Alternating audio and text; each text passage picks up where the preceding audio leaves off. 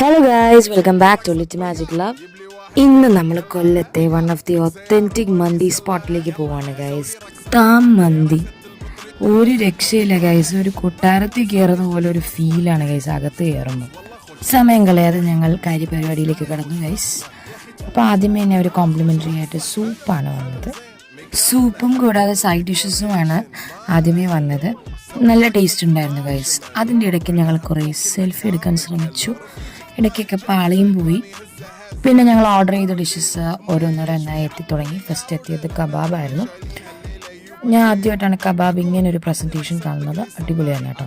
പിന്നെ ഞങ്ങൾ ഓർഡർ ചെയ്തത് ചിക്കൻ ഹനീദാണ്. ഞാൻ ഫസ്റ്റ് ടൈമാണ് ഇത് കഴിക്കുന്നത്. ഇതിൻ്റെ ക്വാളിറ്റി ആയാലും ക്വാണ്ടിറ്റി ആയാലും എല്ലാം പെർഫെക്റ്റ് ആണ് ഗൈസ്.